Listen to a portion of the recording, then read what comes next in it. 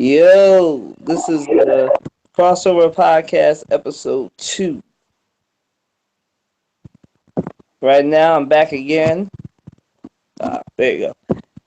Yo, we're live again. Hello, this is another episode of the Crossover Podcast.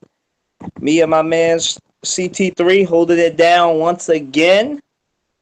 We'll have some people joining us later. But right now, we're about to dive into the sports topics. CT3, why don't you tell them how what you've been following as far as sports and the sports world and how you been? How you been, man? Well, it's been a long week.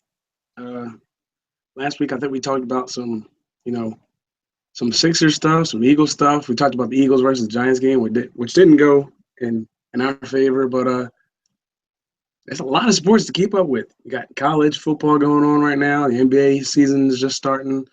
The NFL hit the midway point last Sunday. Baseball's over. Not who cares about that anyway? But there's a lot of sports stuff going on. You got whether or not we trust the process of Joel Embiid.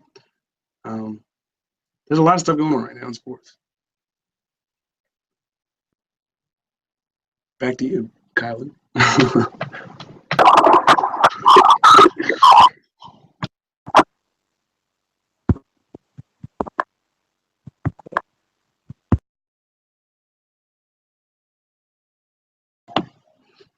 Yeah, go ahead, Kylan. I'm sorry. Yeah, we got a lot going on, man. We had this election, man. This not a political podcast once again, but I'm gonna give us room to vent because I know that a lot of us are feeling some type of way with Donald Trump being our president. Congratulations to all you Trump backers. You know, I can't say I was very shocked seeing and having to say that this man is my president elect.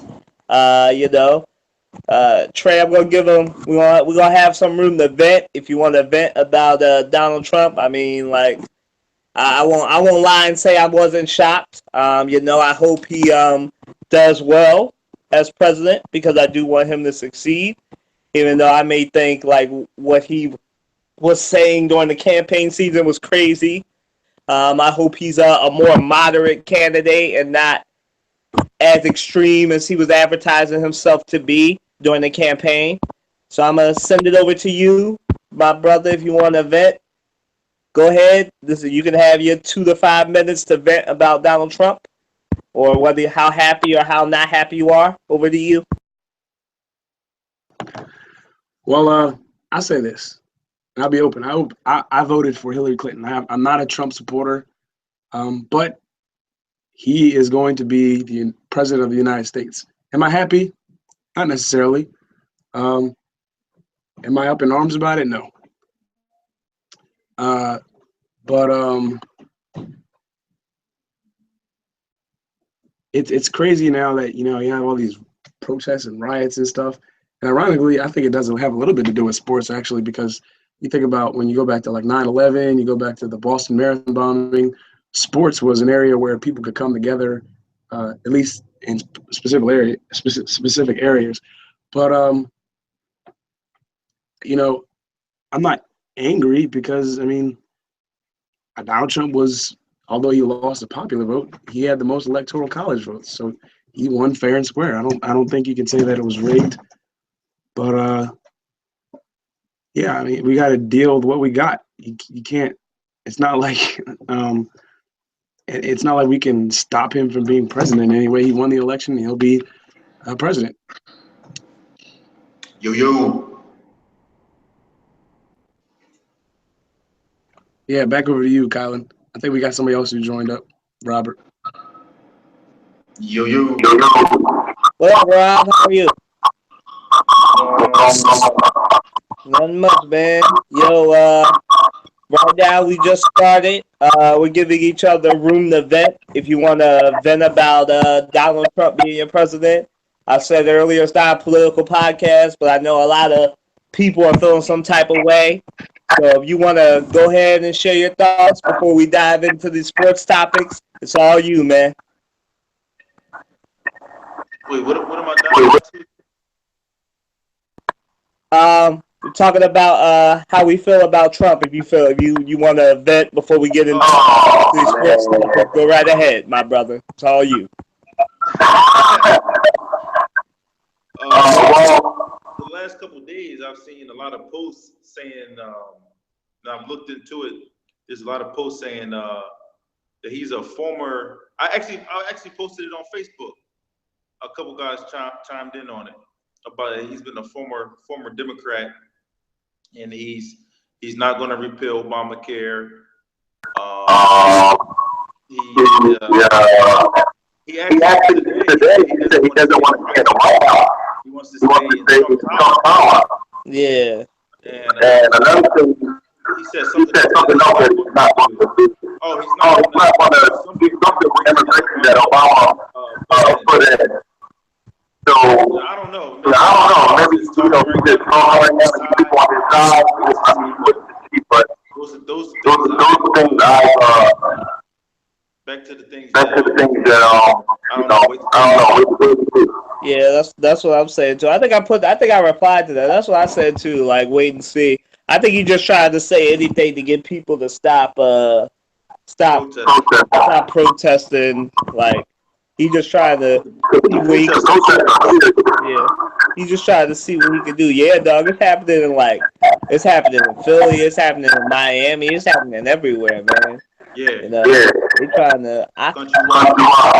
They try it's. And you know how everybody come together. This is the first time I've seen this is actually bringing people together. Right. Yeah. It's like I said. It's like I told people before the election happened. People are all like, "We gonna come together." I said, "Yeah, Trump's the greatest person to get people to vote against him. He's gonna have people coming against him for 4 years." Right. But again, these are our. Before we dive any further, because I don't want nobody in the comments later saying, "Oh, I'm a Trump supporter and I feel some type of way because y'all hurt my feelings." I will openly say I'm very skeptical of Donald Trump, but I will wait and see expectations. So I can be pleasantly surprised or not shocked at all, depending on what he did. So if you're a Trump supporter, you feel some type of way that you got these 3 black dudes saying that we don't trust them. We're not saying that. We're saying we're skeptical.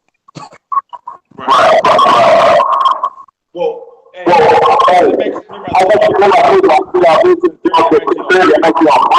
okay. Like 30 minutes.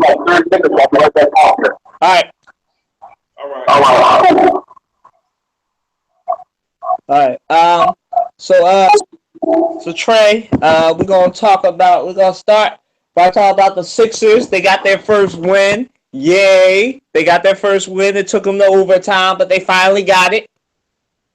Go ahead, Trey. I'm gonna send it over to you. Well, yeah, I was surprised to hear that they won the other day. Well, if I'm not mistaken, they were playing the Pacers, and that game went to overtime. If I'm not mistaken, they had the lead for a good portion of the fourth quarter. I think the Pacers started to come back. You know, they're a great defensive team, and they've got a great player in Paul George. But, you know, the Sixers did it. They came out on top. I think it was 109, 102 or something like that. But it was a good win for them. And hopefully it'll give them some confidence going forward. I don't think that they're in the stage, the hinky stage or the tanking stage anymore. So I think that, as the season goes on, as these guys begin to gel, you have guys like Ben Simmons come into the fold, and then Nerlens Noel, however they, put those 2 guys into the lineup. I think the team will gradually get better. I don't see them as a playoff team, but nor do I see them as, an 11-win team like they were last year, or 10-win team as they were last year. I definitely think that they're going to be a team that can win, 25 to 30 games. At this point, it doesn't look like that, but I do think that, by the end of the season, I think we're going to see a win total, of about 30. And that's just because, they got a lot of young guys who are still developing. But in a few years, as Hinkie, was planning, this team is going to be definitely a playoff team and maybe even a championship contender. But I'll send it back over to you, Kylan. Yes. Yeah, I like you. I was pleasantly surprised by that. I went to the game on Monday against the Jazz. I was able to get there. Scepter came through in the clutch and decided to get off strike, so I was able to go to the game on Monday. And I saw them. I got to see Embiid and Okafor play up close, and I think we have something. Yeah, go along with what you said, Trey. We have a lot there. Sarik's coming along. Once they take Okafor off this minutes restriction, because they're both coming off injuries and surgeries, so they're not playing more than 25 minutes. Like Embiid didn't play today, but Okafor did. They lost to Atlanta. But at least they have one win. I just did an article, WatsonSportsTakes.com. Shameless plug.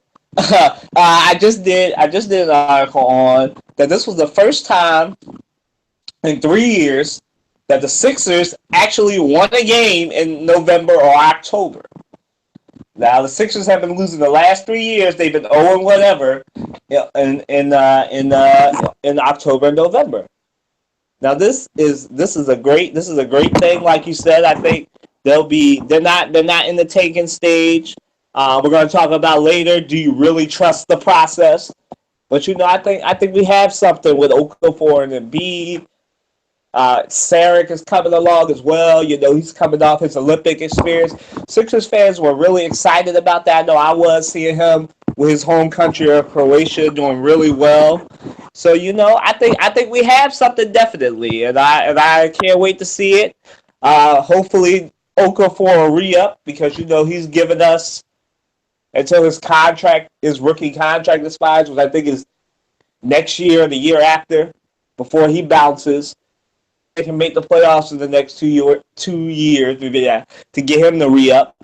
And, we'll see. Hopefully they'll win about 20, 25, 30 games, and they might be, maybe they can get a top 4, top 5 pick, get a small forward or another shooting guard to go with Embiid and Simmons and be good. Yeah, like you said, 2 years, maybe next year and a half, I think they'll be good. So I'm gonna send it back over to you with your final thoughts, Trey.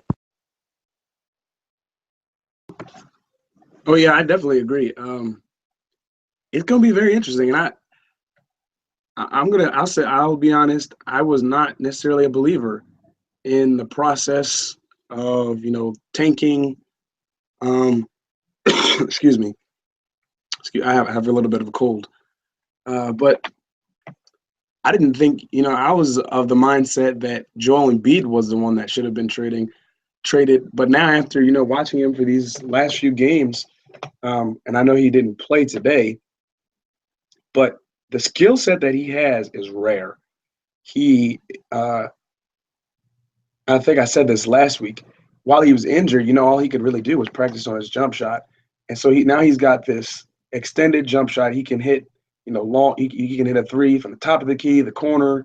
He can hit that mid-range jumper, and then he can go bang down in the post. And he's a great, on the other side of the ball in defense, he's a great defender. He's going to block shots. He's going to protect the paint. And I thought that, that was something that Noel was good at. And truth be told, he is. He's a great, energy guy who plays great defense, but he's not great on offense. And it turns out that probably he's going to be the one that's going to end up getting traded. But yeah, it's going to be an interesting, maybe in a year and a half, 2 years, maybe 3 years down the line, however long. It's going to be interesting to see the Sixers back in the fold, back in the playoffs for the first time since 2008, I believe, when they were, Game 7 against Boston. So that's, my last thoughts on, Joel Embiid and the process.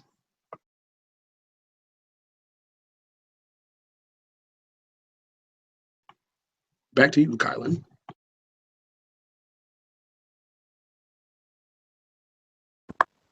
Yeah, man. People gonna think we're running a newscast the way we keep saying back to each other. But yeah, like I agree definitely. I think they have something there. Like, they have the Sixers actually are gonna have the ability to have a rarity, a big four, something that only the Warriors have right now. A big four. They're going to have Okafor, Embiid, and Simmons once he comes back. And yeah, Noel's the odd man out. You could probably trade Noel for a veteran guard. Even though they do have that 30-year-old rookie, Rodriguez, he's not really a pure point guard in my estimation. He can be the energy guy. He can come off the bench. And they have Henderson. The Sixers have a little squad. Like I said, hopefully they'll 25 to 30. I want to save some of my thoughts because when more people show up, when Rob come back, and when Teroy gets here, I want to talk more about that. But so far, I have to be honest. I haven't really been watching Sixers basketball in the last couple of years because of how horrible it's been. It's been an atrocity. But I used to think that we used to joke that they were giving those tickets away to go see the Sixers. they might give you a 5% stake in the team to go see the Sixers now, but now they're up, now they're coming up, and hopefully, like I said, we'll be very good, and we won't be the laughing stocks of the league anymore. Yes, sir. Yes, the laughing stocks of the league no more. Yeah. So switching gears a little bit. So what do you think, Trey? What do you think about the switching gears to football a little bit, the other sport that we like? How about what you think about the no fun league, man? The penalties. It's a shame Taj isn't here because this is his topic. This is what he wanted to talk about. But what you think about them penalties, man? Them penalties for celebrating, penalties not being called for the Eagles. You know how we feel about that. But how you feel about that? I'll send it over to you, man. Well, I think I might have mentioned something about this last week, but I think it's necessary. Penalties, fouls are necessary in any sport. Just to keep a level of order, in the game. And recently, people are getting, there's flags thrown for petty things like celebrating before getting into the end zone, which is actually originally was a college rule, which makes no sense when you're paying guys to do this. And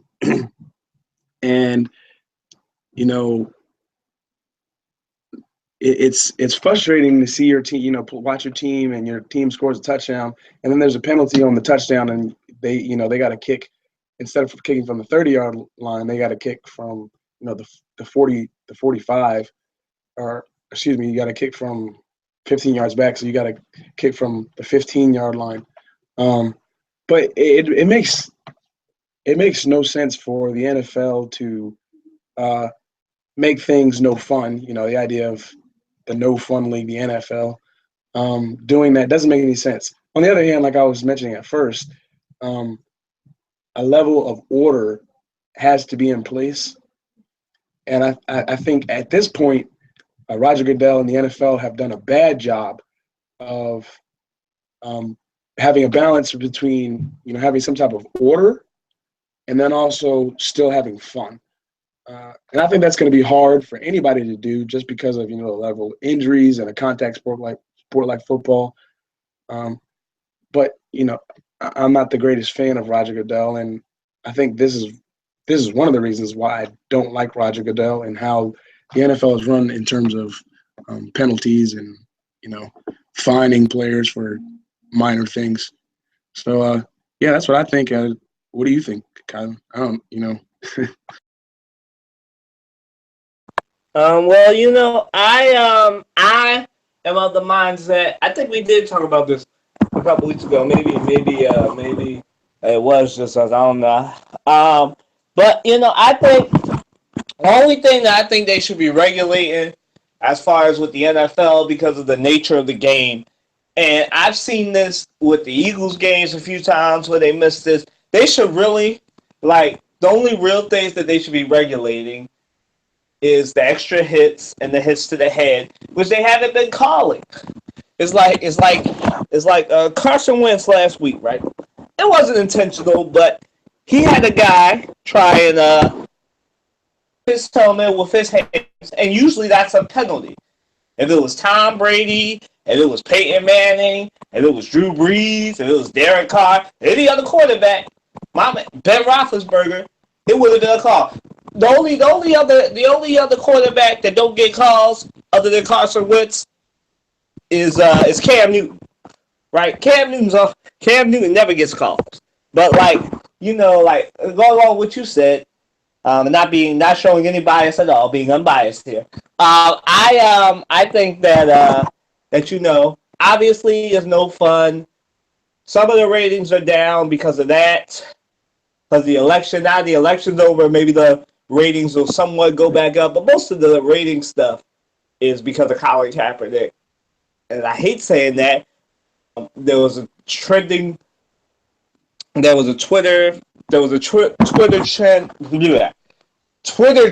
a couple weeks back where they were saying boycott the NFL because the NFL needs to come down hard on Colin Kaepernick. And a lot of people stopped watching because of Colin Kaepernick taking a knee during the thing. But then they say, find another way to protest without disrespecting. We ain't going to get into that. We're going to talk about Colin Kaepernick later on in this show. But I don't think the NFL should be regulating celebrations. I think since you pay these players, as long as it's within reason, as long as they're not throwing up gang signs, as long as they're not representing anything illegal, they should be able to celebrate. Because the NFL used to be great with celebrations. You used to have Terrell Owens celebrating on the Dallas Cowboys star. Celebrations used to be everything. That's why we know who Chad Johnson is. That's why we know who Terrell Owens is. Why we know who Randy Moss is. All three of those players, very good receivers, but they all celebrated. And it's like now the NFL doesn't want the wide receivers or anybody to have their glory. I think if you score a touchdown, you should be able to do whatever you want within reason. You should be. If I'm the NFL, what I'm telling my referees is I want them to regulate holding. If holding got to be called on every play, call it on every play. The only thing, like I said, the three biggest things for me that the NFL should be regulating: shots to the head and shots to the lower body and everything else, because player safety and you don't want any more concussion lawsuits. But yeah, so the no fun league. I think there's way too many penalties, especially with this NFL season, especially for celebrating and everything else. I just think that Goodell is just trying to be over dictatorial because of everything that's happening with Josh Brown, everything that happened with Greg Hardy and his stupidity, everything that happened with Ray Rice. So he's just being over and everything else, and I think he just needs to calm down. I think the NFL needs to check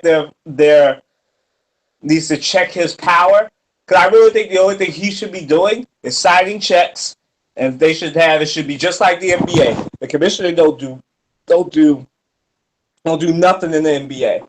The commissioner he kicked out Donald Sterling. That's all he does. He does the executive presidential stuff. He signs the checks, and that's it. Everything else is left to somebody else. So I think that's what should happen in the NFL.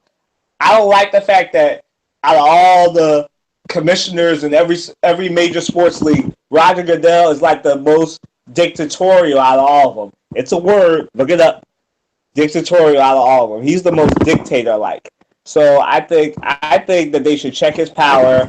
And I know that they're like 2 years or another year and a half away from renegotiating. So y'all better get ready for an NFL lockout in late 2017, early 2018. I'm telling you now, get ready for it. Because you see these players complaining, that usually means lockout in a few years. So get ready, y'all, for a lockout. I'm gonna send it back over to you, Trey, so you can give your final thoughts. Well, yeah, there was one thing that you were talking about. I think one of the first things you mentioned was on Sunday. There was a play where Carson Wentz was, sacked or knocked down or whatever, and clearly the defender hit his helmet, and the refs didn't call a penalty. And originally, because I had missed a portion of the game, I hadn't seen the play, but later when I saw it, it was clear that he had gotten hit in the head, and the ref didn't call the penalty. And you're right when you say that, the only other quarterback that doesn't really get calls like that is probably Cam, and I don't know because I don't really watch Cowboys fans. I don't watch Cowboys games, but I can imagine that this also happens to Dak Prescott. But in the context of football, to me, I think that idea is nonsense. Of only throwing a flag or throwing less flags because a player is a rookie or a less experienced player. It really in basketball it makes a little bit more sense. The veteran superstar players usually get they get the more petty foul calls, that type of thing. But in football, it really doesn't work out because football is such a high contact sport. So that's my view on that. The idea of the no fun league, again, like I was saying, you're right. Ratings are definitely down, and I think part of that is, unfortunately, part of that is the whole Colin Kaepernick fiasco, and how he's, excuse me, how he protested the national anthem. But I think until the refs learn how to, just balance calls and be more fair in the way they call, I think that's when we'll see the NFL come back, to the Terrell Owen dancing on the Cowboy star, going back even further when I believe it was Randy Moss when he was on the Vikings, turning around and flat, acting as if he's pulling his pants down to the fans. But that's part of football. Football's a nasty, dirty, hard hitting sport, and so you can't take that away from athletes, especially athletes that you're paying. And then I think there was one more thing that I wanted to mention that you mentioned. Man, I can't think of what it was. But you mentioned something about holding calls. If you watch sports on TV enough, you'll hear commentators say, that essentially on every play you probably could call holding, just because of how athletic these defensive linemen and defensive players have gotten to this day. You got 340-pound linemen that can't, they could be the strongest, biggest offensive lineman in the game and still can't handle, some of the better defensive linemen in the game. And so they got to hold them.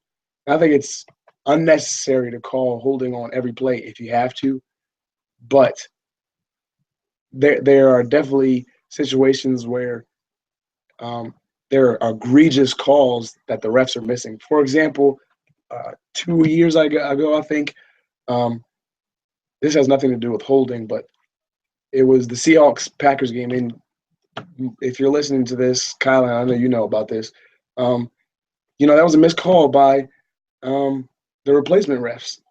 It should have been called a touchdown or an interception, whatever they originally called on the field. But that was a missed call by, ironically, replacement refs due to a lockout by the refs or whatever was going on during that time. But I think that the refs have to learn how to be more fair and balanced on how they call the game, and then we can get back to the fun NFL. So yeah, that's what I think about that. I guess we can probably move on to another topic. I guess, Colin. Yeah, I mean, you don't think nothing about the whole lockout thing? Because I think people like Richard Sherman, Michael Bennett, they're setting it up. They're telling you that, it's no fun. Dictator Goodell got too much power. They've been saying that the last few years. I think the NFL should have a holdout. I really do. I think that that's the best way. You want ratings back.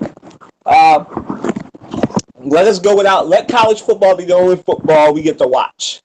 Watch people miss it. Let miss the Super Bowl in the next few years. Cause I think that's what's necessary. Like because he's got way too much power, and I think there should be a lockout. You know, I don't want it to happen because I need something in between when basketball ain't going on. But like, hey, rock out, go ahead, rock out. Y'all think it's a no fun league? Save that money from that paycheck and lock out. Have a lockout. Get your guaranteed money. That's why, some of the NFL players were jealous of the NBA players because some of them, they're like people on the bench, like, well, not bench players, but people like Nicholas Batum are making like $30 million a year. And the NFL players are all like, we wish we could make $30 million a year. You can make $30 million a year. And I know it sounded like blasphemy coming from me because a lot of y'all treat football like it's your Sunday worship service or your Saturday worship service whenever you worship. Whatever you treat football like it's like a religion. I know some of y'all do, but to step back, take off your team's color, whatever your team name, take off your color, take off the green and white, take off the black and gold, take off the Raiders black, take it all off. Take the color of your rose-colored glasses off and listen to what these players are saying. They're setting up for a lockout in 2 years. You better get ready. 2018, I'm trying to tell y'all now. Late 2018, late 2017, early 2018, come September. Don't be surprised when you don't have your football. You gotta wait. You gotta wait till college football come on because these players, people like Richard Sherman, are telling y'all.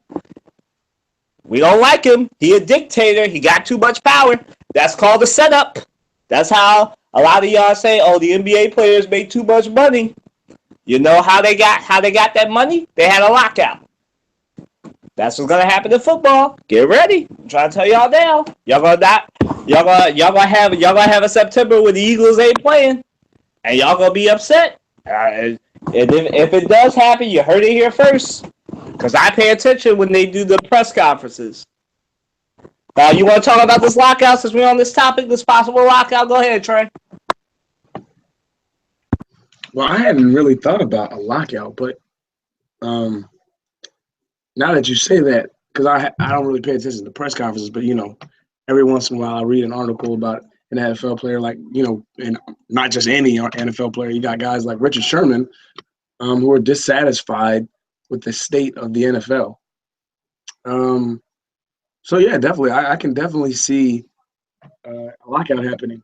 And this, same way you don't want it to happen, nor do I want it to happen. But sometimes a lockout is going to be the best thing, for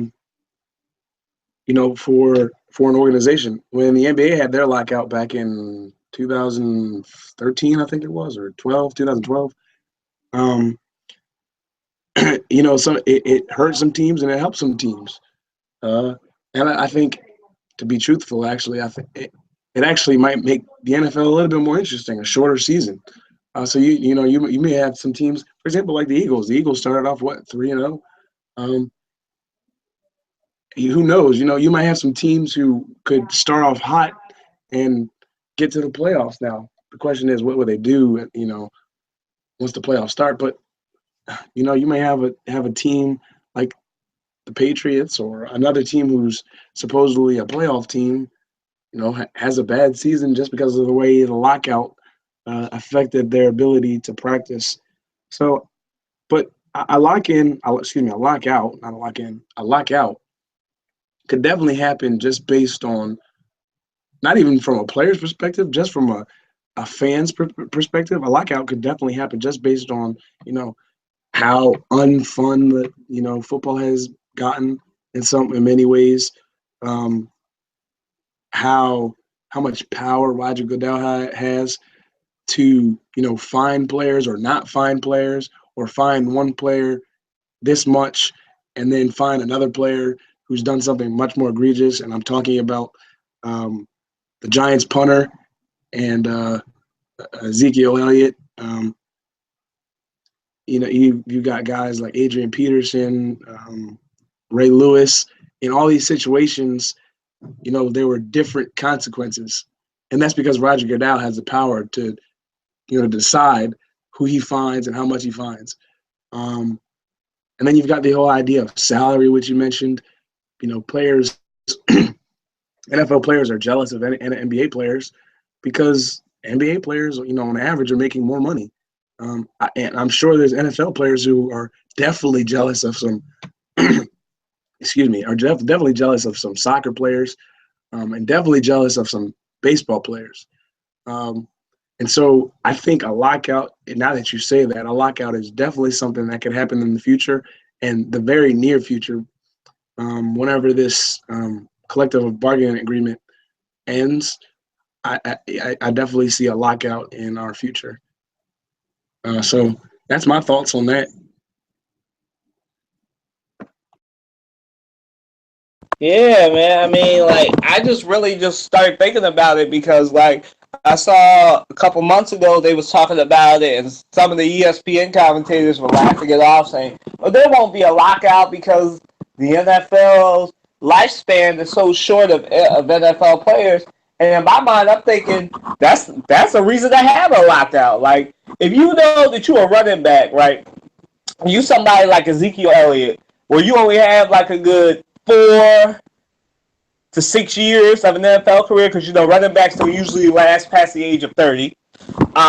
No offense to Cowboys fans, we just use him as an example. If he lasts 4 to 7 years, I'm very happy for you. Even though I don't like the Cowboys, I do like Ezekiel Elliott's running style, so I'll give you that.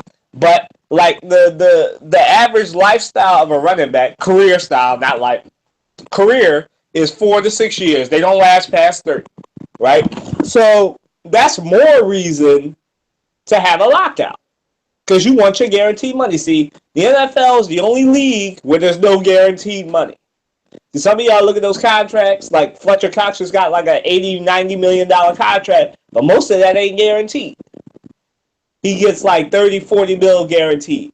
But there's like, they cut you before it's time for them to pay you and everything else. So you only have a fitted amount of time to have an NFL career. So to me, that's even more reason to have a lockout.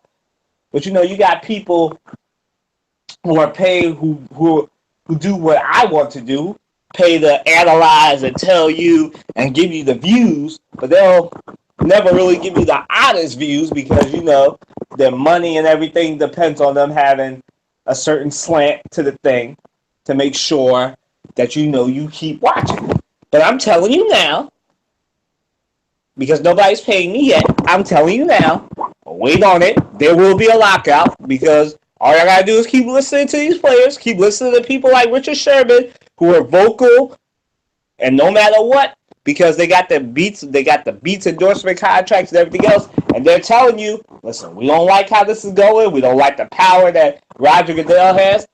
Usually, stuff like that ends in a lockout.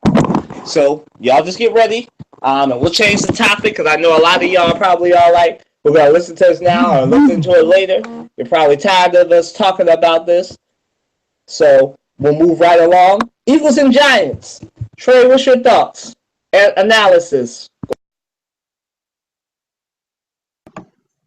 Well, if you watched or listened to, I guess, last week's podcast, I thought that the Eagles would go ahead and blow out the Giants.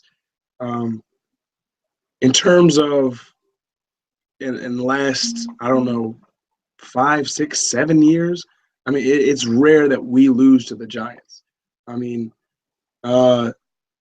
the team that has, for whatever reason, taken some dominance over us in the last 2 years or last 2 or 3 years is the Washington Redskins. So I thought that we would go into, we would go play New York and just blow them out.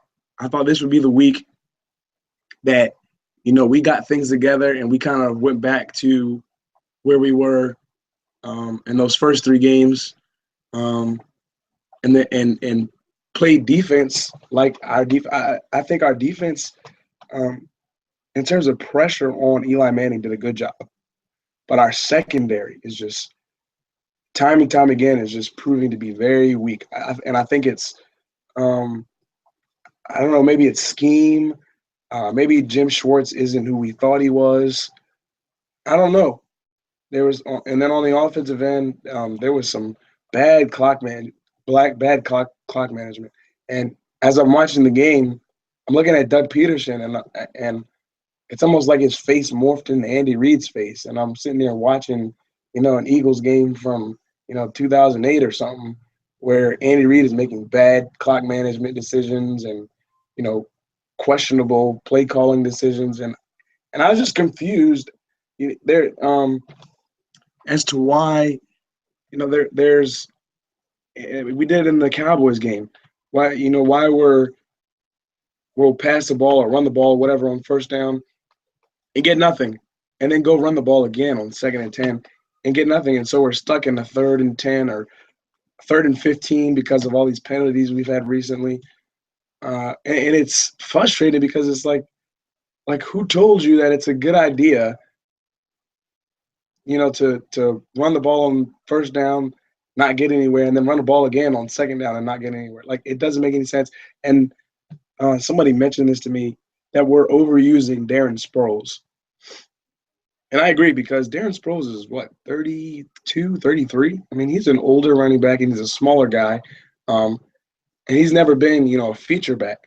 So it doesn't make any sense to be giving him, 15 carries in a game when we've got 3 other, or I'll take Ryan Matthews out of the the discussion, but 2 other capable running backs in Kenyon Barner and Wendell Smaller. So that whole game was just like a big blur to me, because I really thought that we were going to win that game. And then and then I'll mention that that last part of the game, and then I'll send it over to you. But Jordan Hicks made a huge play, and you can blame it on Bob McAdoo or praise Jordan Hicks, because Bob McAdoo definitely should not have called or whoever called that play should not have called the play to be passing the ball with 1.5 minutes left on like the 20-yard line. But that's beside the point. Jordan Hicks intercepts the ball, and I'm like, okay, we're going to win this game. I think it's, we run a few plays. I think it's 3rd and something or 4th and something on the 15 or 20-yard line. And Carson Wentz steps back. He goes to throw the ball to Jordan Matthews. He throws a fade route to Jordan Matthews. And all Jordan Matthews has to do is turn around and catch the ball. And Jordan Matthews decides to turn over the wrong shoulder, and the ball goes over his head. Incomplete pass, end of game. Now, if you want to talk about something that, excuse my language, but something that pisses you off, that is something that pisses me off, because I only played 1 year of football, and I was a defensive lineman. This was way back when I was a little short, fat Trey. But it just makes no sense that Jordan Matthews didn't turn around and catch that ball. Because if he catches that ball, we're 5-4. We go into this game against the Falcons with some confidence, and we're 2nd in the division. Now we're last, if I'm not mistaken. But that whole game just made no sense. We gave up like four touchdowns, and I don't even know how to explain how badly called that game was and how bad our secondary looked on defense. But I guess I'll let you get back in there, Kylan.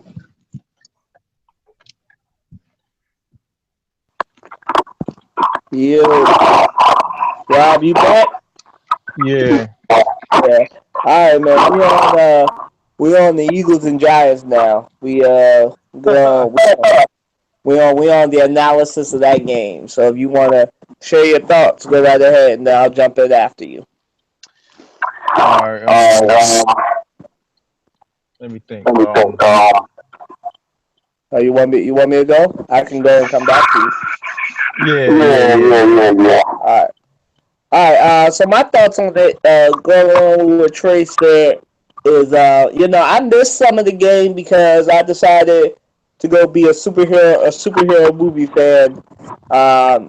instead of being the Eagles fan last week. So I watched. So I missed some of it for Doctor Strange. Good movie, by the way. You should go see it. Shameless plug again. You're welcome, Disney. um, uh, you know, I think I definitely agree with Trey. He was saying how he was looking at how Doug Peterson called the game earlier, and he Oh God, yeah. was sworn Andy Reid was on the sideline instead of Doug Peterson. But yeah, I agree that they're overusing Sproles a little bit, but it is what it is. When you have fumbleitis Ryan Matthews as your backup running back, you gotta do what you gotta do, man. And I don't know what it is, man. Wendell Smallwood was doing good the first 3 games. I think they should use him more, but I definitely agree. I definitely agree that Carson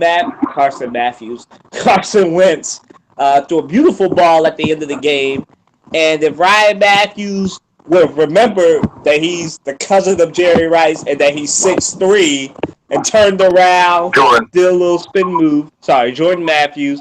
If he would have spun around, did a little spin move, treated it like it was basketball, boxed the boy out, we'd be 5-4 right now. Now, we haven't gotten to it yet, but we're 3-0 at home. We're finally back at home. We got some confidence now. I think I'm going out on a limb here because I know some of y'all don't believe it, but I think we're gonna beat the Falcons. I ain't gonna say they're gonna blow out the Falcons, but we gonna beat the Falcons. But back to this game. I think Jordan Hicks was abusing Eli Manning. Eli Manning was the turnover machine we all knew he was, and we had a chance, but it just wasn't meant to be. I'm mad we're 4-4, 0-3 in the division, but to my Eagles fans, it's all right. Y'all know it always comes down to the second game in Philadelphia. We're facing the Cowboys for the division. It's been like that for the last 3 years. It'll be like that again for the 4th year. The rest of the league is so terrible. There'll at least be 2 teams from the NFC East that get in. So don't lose hope, my brothers and sisters. Don't lose hope. We got it. All right, I'm gonna send it over to you, Rob. You go ahead. Yeah, so you did mention about the play calling. Oh my goodness. There's not even just the Giants game. We should be what's that? We should be 7-1 like the Cowboys. There's no reason. We should have lost to Detroit. We shouldn't have lost to the Cowboys. We shouldn't have lost to the Giants. Ridiculous. We only have one game. A loss. The play call. You went for 2 times. You kick field goal off of those in the game 29-28. Carson Wentz don't have the position to have to win the game yet again. But since he was put in that position, remember he was getting paid millions to catch the ball. You should know.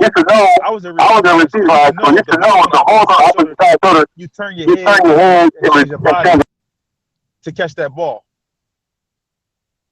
I don't know why he decided not to do that. Our receivers has been horrible all year. I don't know why we didn't make any trades at the deadline.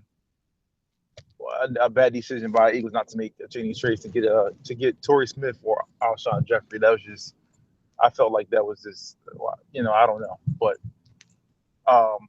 like I said, we should be 7-1. The Cowboys should be 6-2. The Giants' record should be whatever their records are. We're in last place.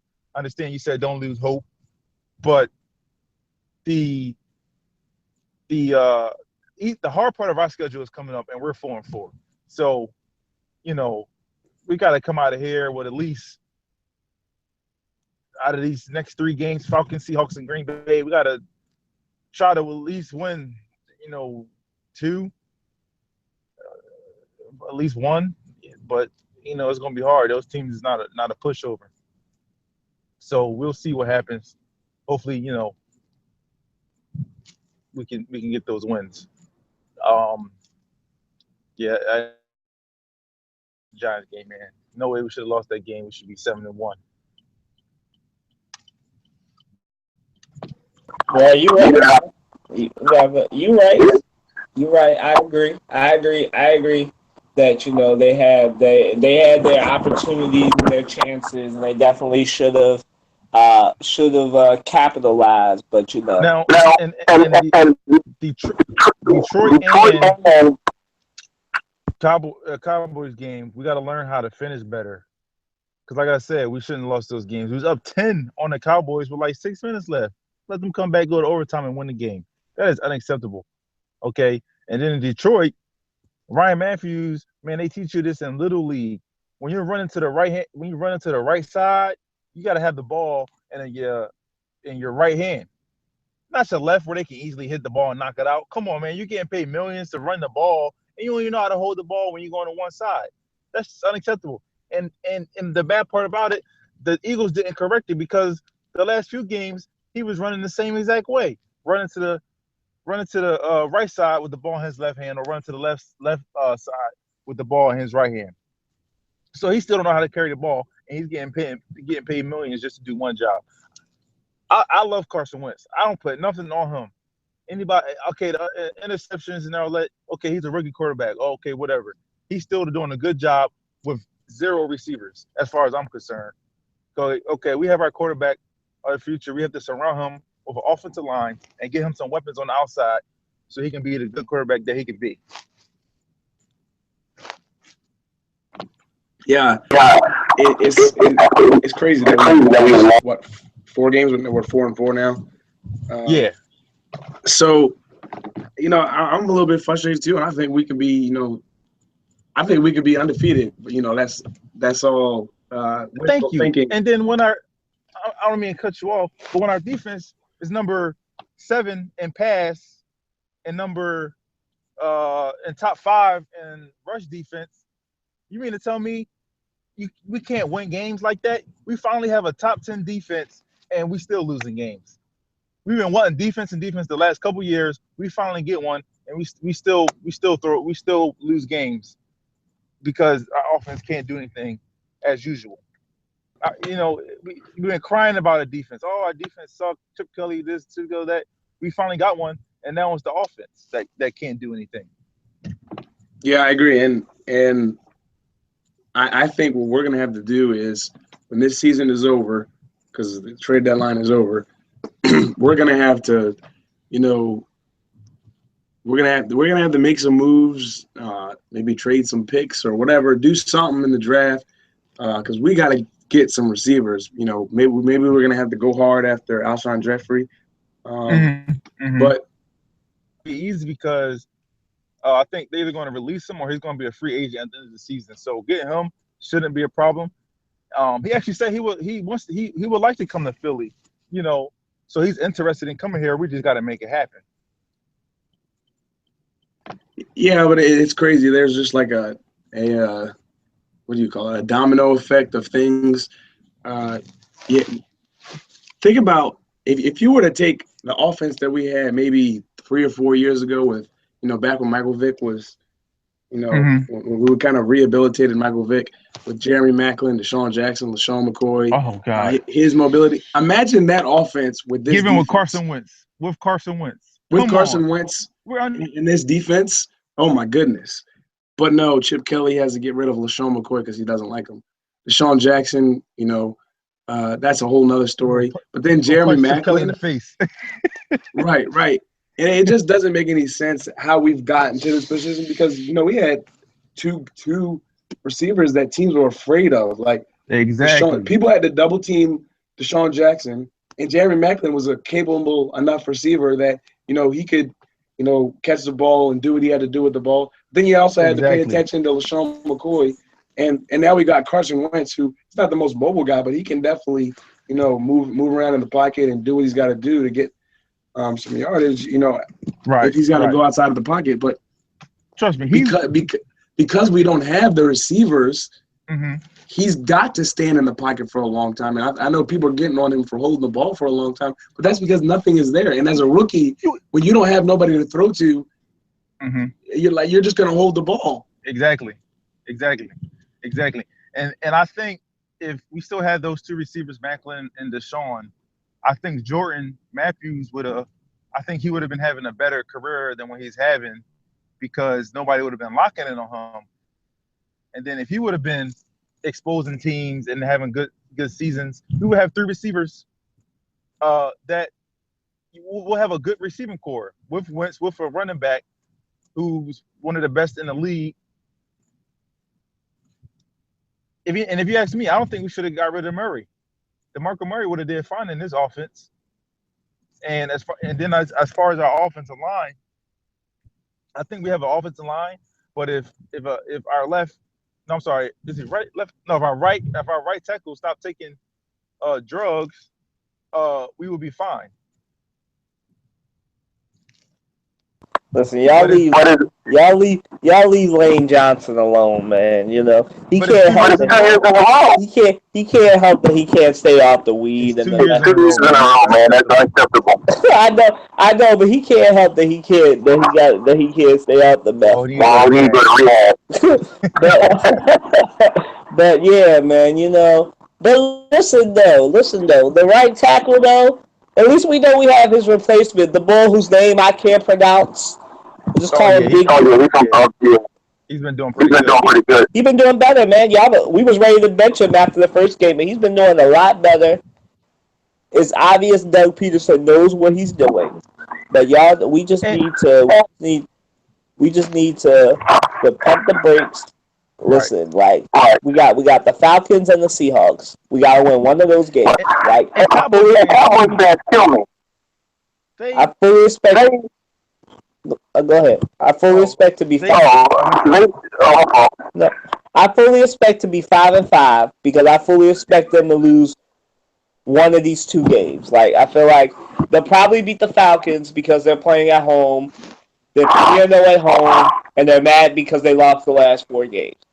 I think this is the perfect game for the Eagles. They'll make a statement against the Falcons, then probably get blown out in Seattle next week. Okay. And the Cowboys fans, they kill me.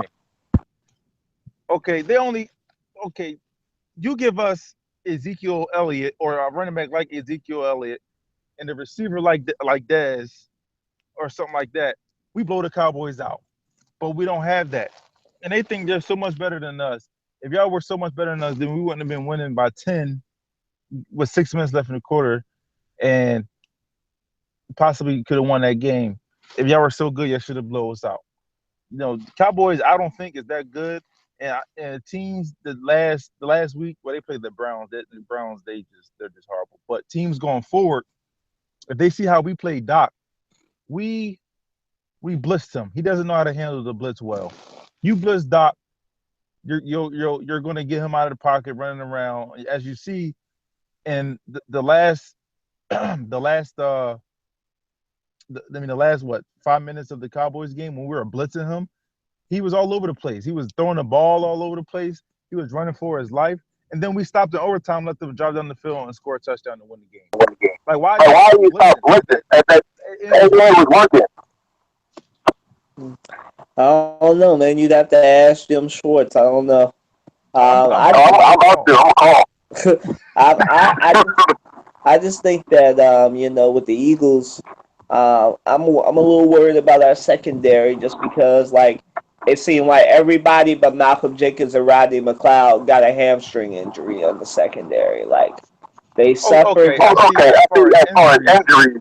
But for us to have a seventh rounder starting that corner, and we're still doing fine.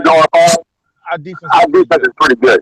Yeah, that's because I forgot about Jalen Mills. That's because Jalen Mills, he's from LSU. You know how that goes. Right. The other boy that's doing well in the NFC is the Honey Badger, Tyrann Mathieu, man. You know how they make those guys, man. They come in ready. Like they always ready. Like I don't know what Les Miles does, but they always ready, dog. Because he's famous Tyrann Mathieu. Stayed there for 4 years. was injured but came in the league ready. So like That's true. I think that That's a big steal at the seventh round.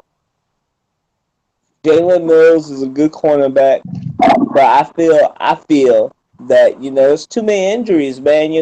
Malcolm Jenkins should be playing a center fielder, but he can't do that because he got on third downs. He got to play our nickel cornerback because of what happened with Ryan.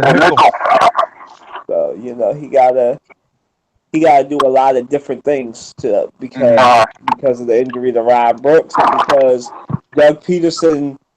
I guess on the side he must play Madden because I don't understand why you go. Oh yeah, I said it on Facebook. I said, Doug Peterson out here calling plays like he's playing Madden on rookie. Like it's horrible, man. I don't know, man. The last couple games, Andy Reid was better than that. Oh my God!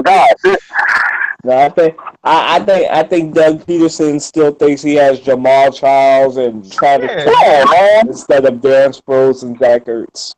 Don't get me wrong. Darren Sproles is a assassin. He is great. I don't know. Listen, man, like I love my one thing about Ertz is this. Like Ertz, he's not even here. Yeah. What I want them to do, my one complaint on Wentz is he's not using the tight ends. Like as a rookie quarterback, the tight end should be your safety blanket. I've said this on Facebook before. I'll say it on this podcast now. He should be using the tight ends. Like Zach Ertz was doing last season and the season before this. He was going to be a star tight end. Use him. Use that big body. Like I know he cracked a rib. He needed surgery or whatever. Right. Because the rib went down to his heart and he could have died. But like use him. Like. But check this. Look at the first 3 game stats and look at Brent's stats. And that tells you all you need to know right there. Why they need to use their tight ends more. Like use them. The bull. I understand. Like the bull whose name I can't pronounce. He's doing better now. So you don't need to have Brent Selleck out there, backing him up. The Eagles usually hit their stride around this time, right before Thanksgiving. So I'm going to go with the pattern and say the Eagles start doing well. Now, I don't expect them to beat the Seahawks. I do expect them to beat Green Bay. I expect the Cowboys. We can beat the Seahawks. Oh, yeah, we definitely can beat the Seahawks. My only concern when we face the Seahawks, I have more of a concern about us facing the Seahawks than I do about the Falcons, because the Falcons only have one threat, and that's Julio Jones, and no one's been able to stop him. My concern when they face the Seahawks is none of our linebackers can cover Jimmy Graham. That's my concern. Like, see the Seahawks, they got no underestimate Jordan Hicks. I'm not underestimating Jordan Hicks. I'm saying that none of our linebackers, even Jordan Hicks could barely cover Jason Witten, and Jason Witten is old. Now I know, but put Jordan Hicks on Jimmy Graham. Like I have full faith in Jordan Hicks. I'm just saying when it comes to facing Jimmy Graham, I don't know if he's up to it next week. Now, he ain't got to worry about Jacob Tammy this week, so he should be well refreshed because the Hawks, the Falcons have no tight ends, so they ain't got to worry about that. The teams that give the Eagles trouble are the teams with tight ends. Like when they played the Redskins, who blew them out? Vernon Davis. We thought Vernon Davis was dead, right? Then he played the Eagles. They resurrected his career in one game. We thought Vernon Davis was dead. Then he played the Eagles, and Kendricks, Hicks, none of them could cover him. Like I was like, just take Kyler Barwood off the defensive line and let him run around and cover him. I got faith in Barwood. Like that would be my backup. Oh, none of y'all can cover him? All right, Kyler Barwood, you go cover him. Absolutely. But Jimmy Graham's a problem. The only problem this week is our hamstring injured cornerbacks against Julio Jones. But we're in the dome. They should get a good start. No, they play the Falcons tomorrow here in Philly. Oh, it's home. Shoot. That's why I said they're probably gonna win because they 3-0 at home. Their first 3 games were all at home. We definitely have confidence at home. So I don't know what it is about the road. they can't. Well, they have. Only team on the road is Chicago.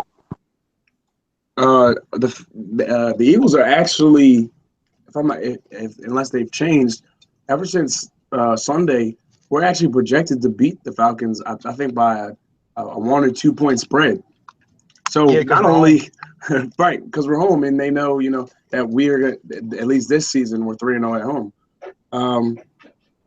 So I think this game is going to be interesting. Like, even though I think our cornerbacks are weak and they're injury prone, we got a lot of injuries at the cornerback position.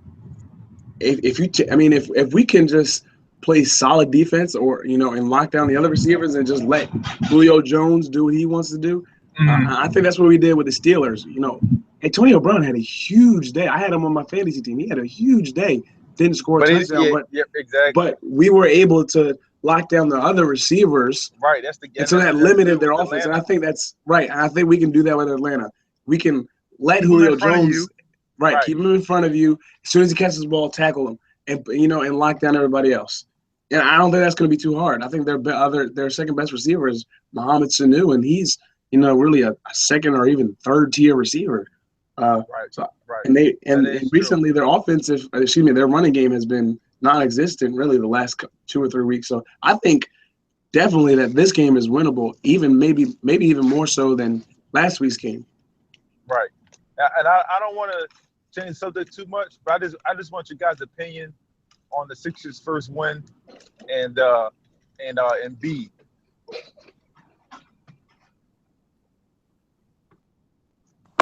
Oh, you missed that. We talked about that earlier, but I was at work. No, that's fine. We'll do it again for you. I think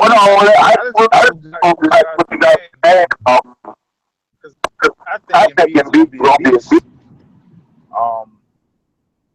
I said he was.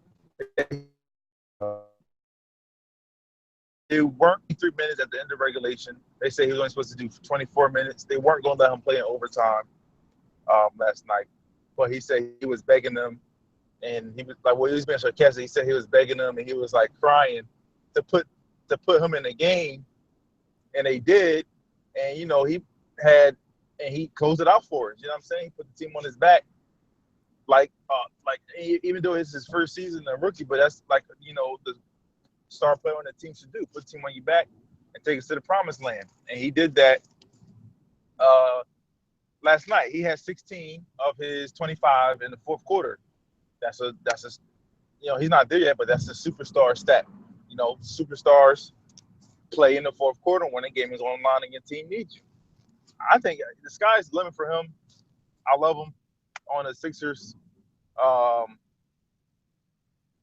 was waiting 2 more months for Ben Simmons to come back to see what he does. They're probably going to trade Noel because they say he's not what he thought. He's not what they thought he was going to be. I don't know why they said that, but I thought he was okay. But they're going to trade him when he comes back and plays a couple games and teams see that he's healthy and can play. Ben Simmons, we want to see how he do.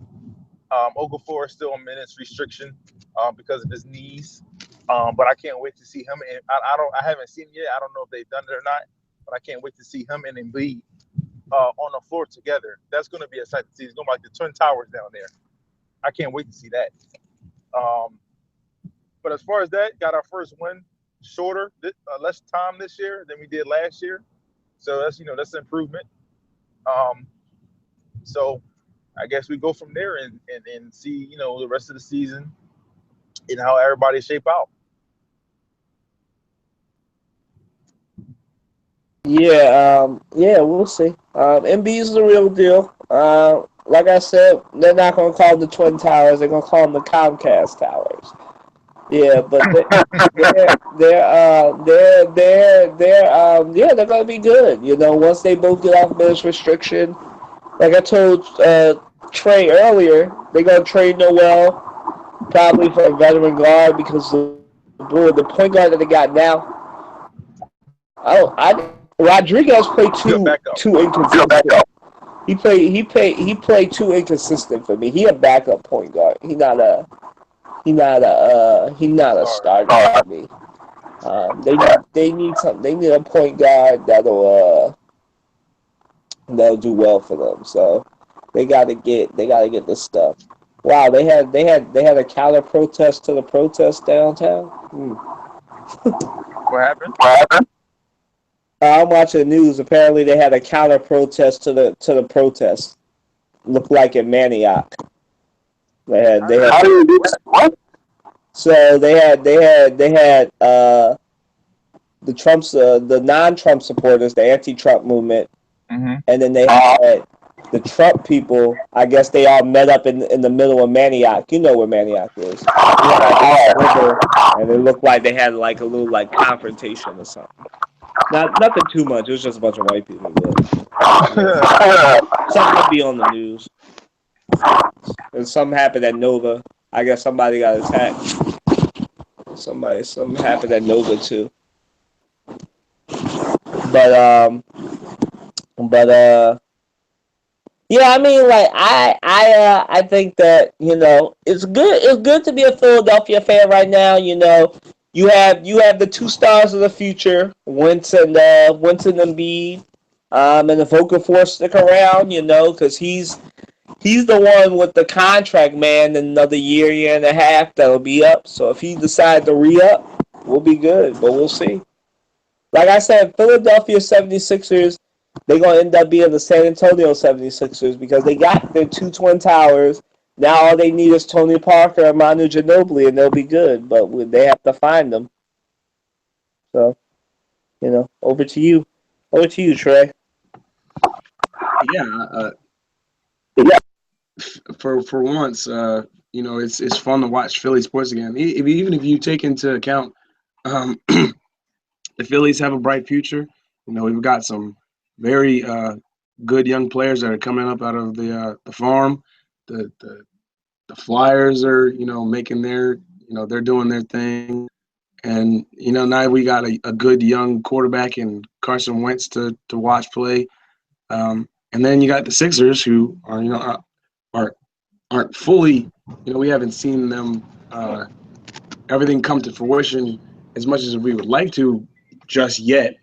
But in terms of, I think it's funny because last year we fired Chip Kelly, right? And I think what was our end season record? 6-10, which is by NFL standards is not a great record.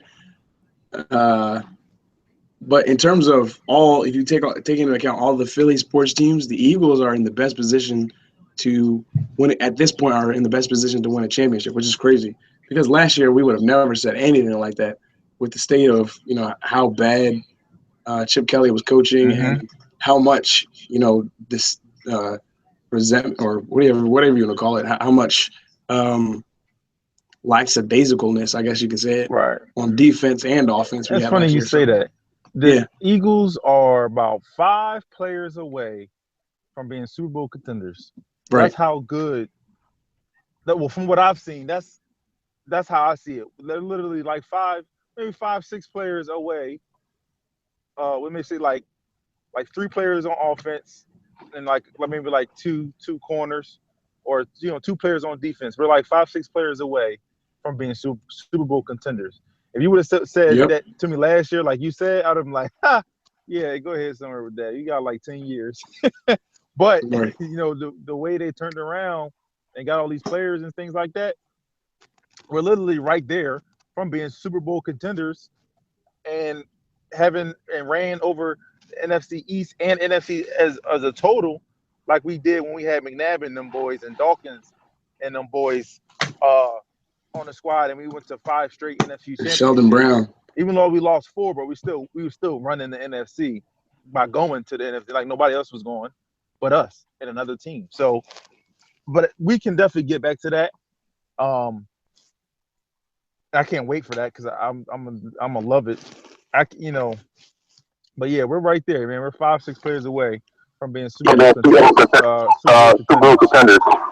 The question is, will we win? Will we go to 5 NFC championships in a row and lose? It's possible. Well, or I will ain't we saying lose? But right? No, I'm saying, will we have another, Andy Reid era where there's 13 years of success, but we don't win the Super Bowl, or will we have another, or is Doug Peterson going to be, the savior he really of the didn't call Eagles? Plays last year. This is really his first year calling plays. So he's a rookie. He's a rookie head coach. He's never called plays before. It's a learning experience for him, and him getting wins and all that is a learning experience. But as soon as he learned from all of this, I think it's possible. Not to be an Andy Reid era, but I think it's possible. He's going to get better at the play calling. But if he feels like his defense and stuff is that good, where he can go on forfeit and defense can still stop, that's great confidence in your defense. We don't like it, but from the way our defense has been playing and was playing in that game, I see where he's coming from, saying, "Oh yeah, I have fake, confidence in my defense. We can stop them." But I also see as a fan, like, dude, get the points. Because you kick those 2 field goals, you win the game. Like I said, 29-28. But that didn't happen. Listen, man, our defense is good. We finally got a defense. It's the Eagles and Flyers, man. The Eagles and Flyers, I don't really watch hockey that much, but the Eagles and Flyers are our 2 best chances of getting the championship, because the Phillies are about 15 years away from getting anything again. So y'all, that's our 2 chances right there: the Flyers and the Eagles. And if you consider Villanova a Philadelphia team and Villanova, that's it. That's our 3 chances right there. Like, the Eagles are a wide receiver away because they need a big play threat. So they need Alshon Jeffrey. No, they need Alshon Jeffrey. They actually need a running back. I don't know. See, in my perfect world, I told Rob this. I don't know if I told you this, Trey. But I wouldn't have, I like Carson Wentz, and hindsight is 20/20. But I would have used that number 2 pick on Ezekiel Elliott, right? I would use that number 2 pick on Ezekiel Elliott. But I ain't mad at the Eagles. I'm just saying, this was me. If they paid me what they paid, not Joe Banner, what they pay Howie Roseman to be the GM, I would have picked Ezekiel Elliott. But anyway, so since we didn't do that, we need to either get a wide receiver or draft one. We need to draft a number 1 wide receiver. Whatever our first round pick is from the Vikings, whatever it ends up being, that number 1 pick needs to go to a wide receiver, or we need to get one. So we can't get Alshon Jeffrey to get Torrey Smith. Can't get Torrey Smith. Talk to the Jets about Brandon Marshall. Right. Now it's funny you say that. I thought they were going to get Ezekiel with that pick, and they see they didn't. And I would have dealt with Bradford for another year. As quarterback, but we would have had our running back. Just needing receivers, if you ask me. In a quarterback, but it's funny you were saying about you need a big play receiver, because I like the guy Trey Briggs that played on this past Sunday. I don't know where he's been at the last couple of years or what happened to him, but I like the big plays that he was making. It opened up our offense. We had 8 plays over 20 yards. Before that, we had like one from the what three? What from here you go. From the first 6 or 7 games, we didn't have that.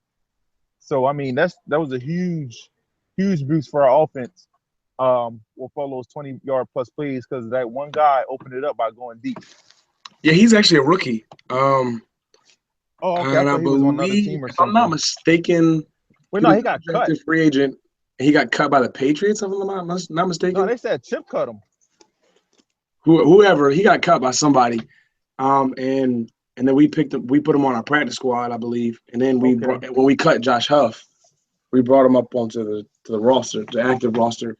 But yeah, I liked him. And then the other guy that we liked, in the preseason was Paul Turner. But I think that Bryce Treggs can turn into, a Julian Edelman type of player. I don't know if he'll be that same caliber, but we can definitely use him and his speed and as a smaller guy. Not a Jackson. Right. We can use him. And you don't even have to have a complete pass deep. Just the threat of him us throwing the ball deep to him, or even some swing routes. Maybe if you get the crazy thing is with him, I think it was 2 deep passes last game. You can have a 2-back set. You can use him as a running back. He can just be that type of like Sproles. no specific like Sproles.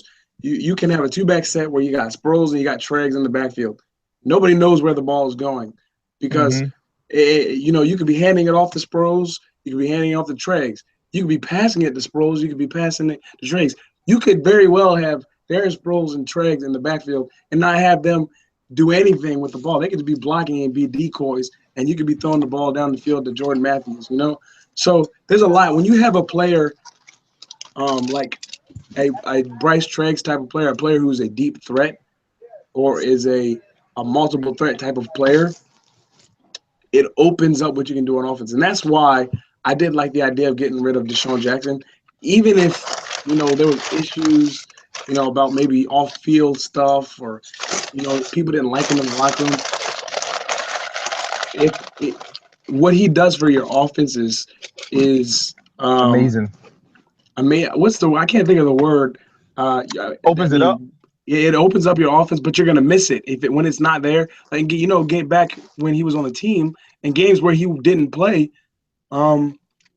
It hurt us because the only teams. reason it didn't hurt us the second year when he the second year of Chip Kelly, the only reason it didn't hurt us is because we had Macklin. Right. That's the only reason it didn't hurt us because we still had Macklin. And if you realize, like I said earlier, Jordan Matthews, which was his rookie year, was first.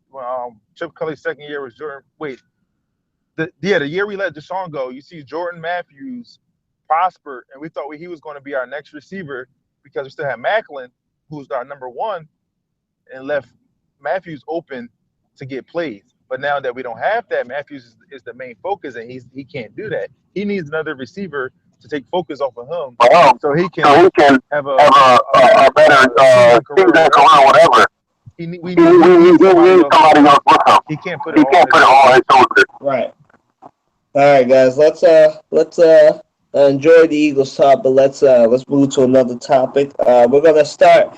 Rob, we're gonna talk about Colin Kaepernick and how he was getting killed this week for not voting. Now, disclaimer before we start on, y'all. Again, this is not a political podcast. It's just that this week, politics and sports kind of collided with the different athletes coming out in favor of each candidate. Bill Belichick and Tom Brady with Team Trump. LeBron and the rest of and most of the athletes you liked with Hillary. Wait, I'm gonna cut you off. Team Trump? Huh? Tom Brady and Belichick. Oh, get me. Anyway, so Colin Kaepernick decided not to vote this week. He was a part of the 40% that ain't vote. And Stephen A. Smith, our favorite black commentator on the ESPN, decided to kill him for it this week. He wasn't the only one. Matt Kellerman did the same thing. Matter of fact, everybody killed Colin Kaepernick for not voting and not using his people to vote. I can take this one first. Okay. Go ahead, take it. Okay. Okay. First of all, I don't. okay, I understand he's kneeling for the flag, okay, and all that. But me personally, okay, first of all, his one vote wasn't going to matter because me and my friends did the math. 10 million people voted. We figured, say if it's 325 million people in the United States. This is just an example. 325 million people in the United States. Only 115 voted. I'll do it down 300 to make it even, make it easier. So 115 people voted. Million people voted. So you do the 300 minus the 115, and you get, what was it? 300 minus 115. 185. 285. Yeah. 185. 185, right. Yeah, 185. So, and then you do that and say half of the 185 is people under 18 that can't vote. Okay. So that brings it down. You got the 185. Shoot, my math ain't that good.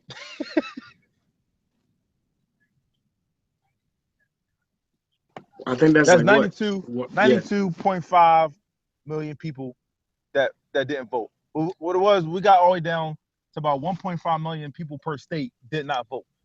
Okay, so his one little vote wasn't going to matter because 1.5 people from each state did not vote in this election, which they did say on, all analysts, they said this was by far the lowest vote rate in the last 20 years. So that sounds about right. 1.5 million per state did not vote. With that being said, I don't mean.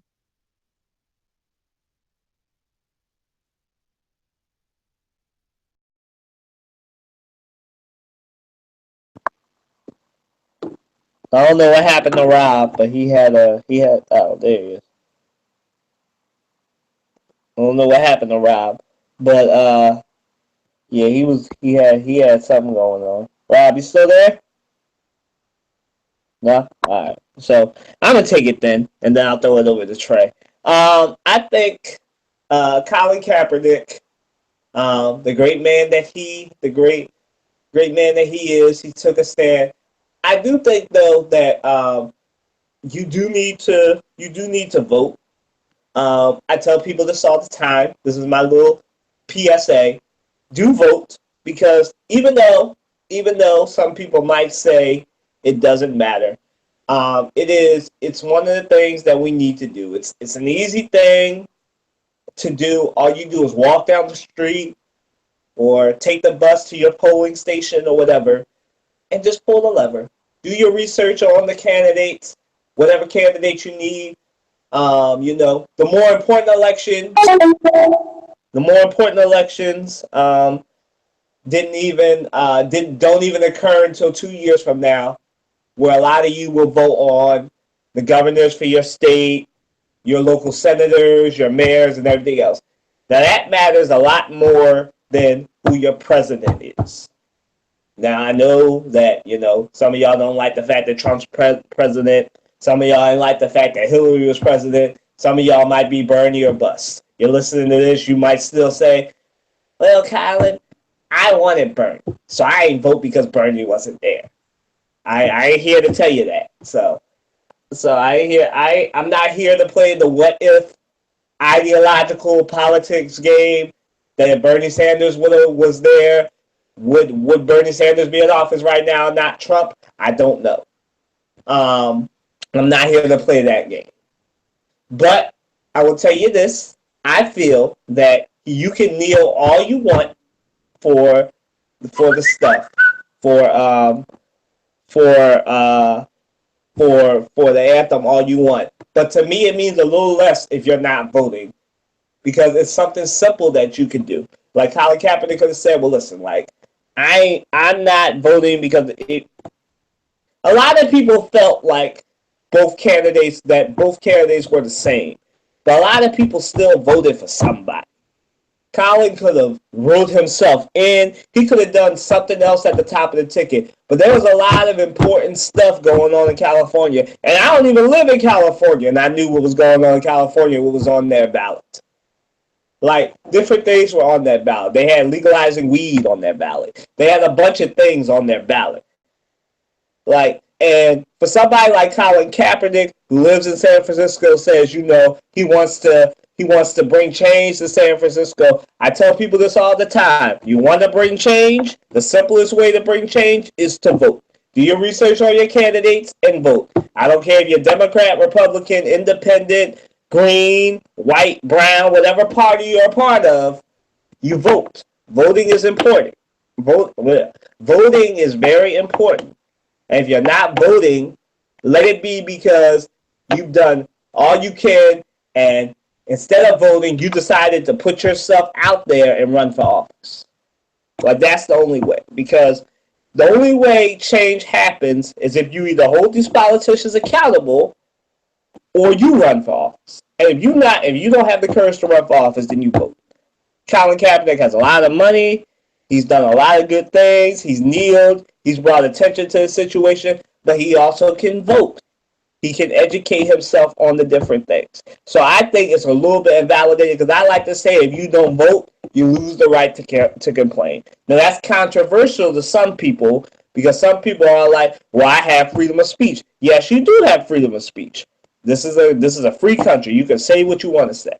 But at the same time, you can't be all like, man, I hate so-and-so. I don't like the fact that he the governor. Did you vote? Would be the next question. So if you ain't vote, you have no right to say anything. I'm going to toss it over to you, Trey. Well, yeah, I agree with you. You should always vote. And this year was my first year, not my first year of eligibility, but the first in terms of, you know, when the presidential election fell, my first year voting. And excuse me, ironically, I'm doing a speech in school about the bipartisan system or the two-party system that we have in the U.S. And so a lot of people, especially this year, felt that neither candidate fit, you know, who they thought should be president. A lot of people said, you know, a lot of people harped on Hillary for the whole email scandal, you know, and the whole idea that she kind of relies on corporations, the very corporations that she claims are corrupt. She relies on them for, you know, the source of money that she uses for her campaign. And then Trump, you know, the rhetoric that he was using in his campaign seemed very divisive. It seemed very, it was definitely very controversial. And a lot of the things he said and did hurt people, and it was very offensive to, you know, a lot of people. But, excuse me.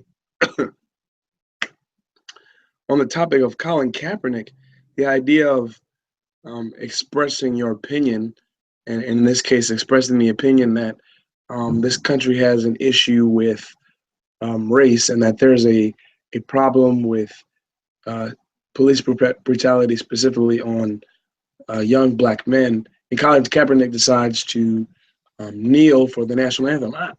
I never understood why this is such a big deal, because if you've played sports before, you know that when someone gets injured on the floor, regardless of what sport, usually you take a knee. And it's sort of a way of, you know, kind of, I don't know why we do it, but it's just kind of tradition. And in the same way, you know, we traditionally have the national anthem before, you know, all football games and most sporting events. And so the idea of Colin Kaepernick kneeling or essentially saying that he doesn't support the national anthem angered people. And to me, it doesn't make any sense why it would anger someone, because if you think about it, why would I pledge my allegiance to a country who says that, we're this melting pot or salad bowl, however you want to put it, of diversity, yet there are groups of people who are day in and day out treated, worse or are not treated equally as other groups of people, whether you're Black, Latino, some white people. And so the U.S. claims to be this very diverse and equal country, yet based on what we see on TV and newspapers, what we see in our daily day going to work, doesn't display that. And so for someone to say that Colin Kaepernick, can't protest the national anthem, or is like, people are, I think, missing his point. His point is that I'm not necessarily protesting the national anthem in itself. He's protesting the idea of the national anthem and pledging our allegiance to a country that says one thing but does another. So that's my opinion on that. You can share your thoughts on what I've just said, Colin.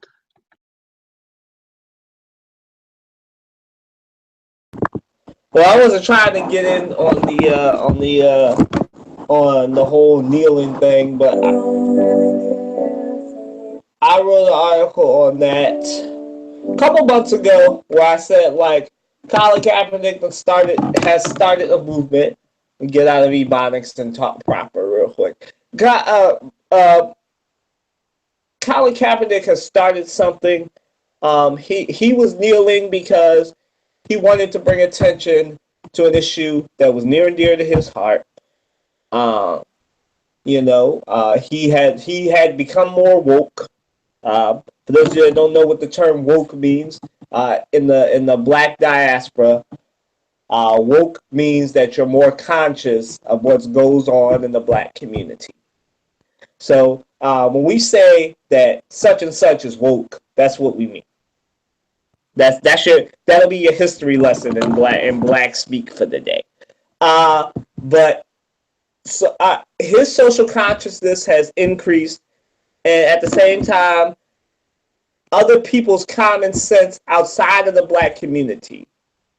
What I like to say is ignorance of politics and sports. See, most people, when they look at Colin Kaepernick kneeling, they lack the sophistication and education to know that before Colin Kaepernick, there was Muhammad Ali. Before Muhammad Ali, there was Dr. John Carlos and Dr. Tommy Smith, who were the two Olympic athletes that most people, they don't know their names, but they know them as the two runners who won gold and silver and did the Black Power Fist. Those are those two runners. Now, there was nothing. There was no Black politics in sports before that. Before that moment, where those two people decided our culture, what's going on in America with the treatment of African Americans, is so important that we value that over gold medal. And we'll say, we'll put our fist up. They wound up being banned from the Olympics for that. And before them, there was Jackie Robinson, the first African American to break the color barrier in Major League Baseball.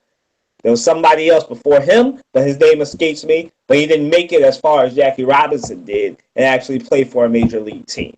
Now, some people say there was a baseball player before Jackie Robinson. Now, there was, but he didn't make it as far as Jackie Robinson did. So, just for more lessons. So, Colin Kaepernick is not standing alone. There were athletes before him, some that you love, like Muhammad Ali and Jackie Robinson, and there are ones that people don't know of, like Dr. Tommy Lee and John Carlos. But what Colin Kaepernick does, every time somebody says Colin Kaepernick is disrespectful, you are proving his point. Because what most of you don't know is that in order to play the stuff, why they televise national anthems in football is because the DOD has paid, it's called paid patriotism. The DOD pays the NFL to televise the national anthem. Because, as Trey just told you, And as I can tell you, because I used to play sports as well, when we did the national anthem, it was never televised. We just did it. We put our hands over our heart. Most of the time, you're in the locker room when they do it anyway. Then you come out. They do the starting lineups. They do your little introductions if you like to run. Then you get right back to your business. You cheer on your team, and that's it. Now, some of you may feel uncomfortable because you use your sports as an escape. And to those of you, I'm telling you now, it's 2016.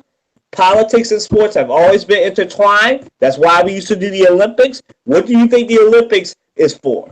The Olympics is we put politics aside, we come together for country, and we get rid of Muslim versus Jews, we get rid of Christian versus Muslim, and we all come together and we celebrate, put politics aside for sport and love of country. Politics, y'all. Politics is everything when it comes to sports.